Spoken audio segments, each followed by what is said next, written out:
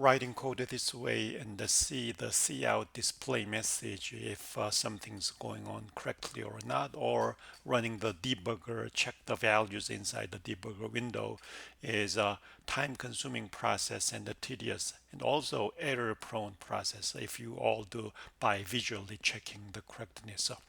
So in software engineering paradigm, there is a test-driven programming paradigm, which is as you write the code, you give a test code as well, and then your goal is to pass all those test conditions. You are going to learn details about that in the software engineering class, though, but we are going to use a very primitive things provided by C++. First, to do so, we need to include another library, include C assert library is needed. The C assert library includes a function, assert function. In assert function, you provide a condition which makes true or false. Then if a true condition is met, then program just continues. For example, at this moment, P has to be a value of 10. That is a true condition. If P is not 10, then the test condition failed.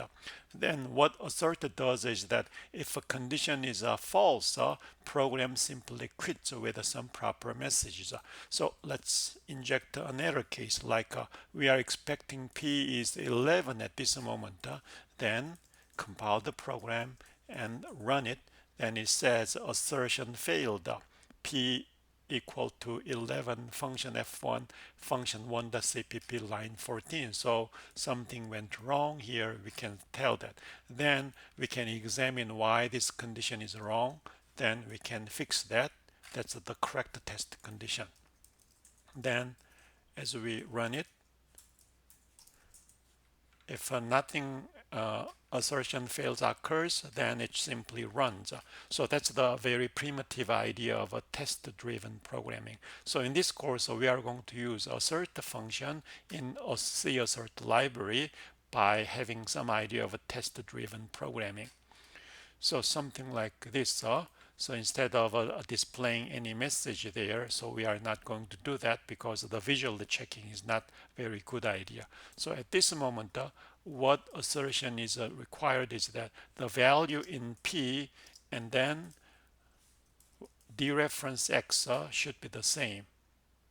Or since 20 is stored through dereference, so P we expect 20 that was stored by this one. Now P has been indirectly updated by dereference X there.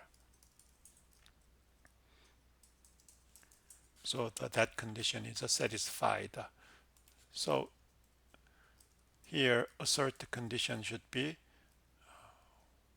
Y, or here D should be the same as x2. That's the assert condition because of that.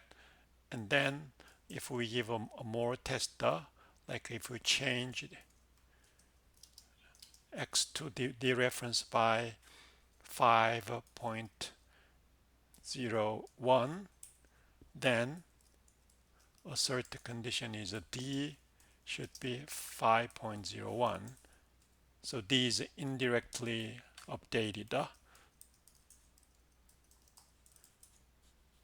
So all works fine. So instead of a cout, you can do assert. The reference of C should be A, which is stored in A, something like that.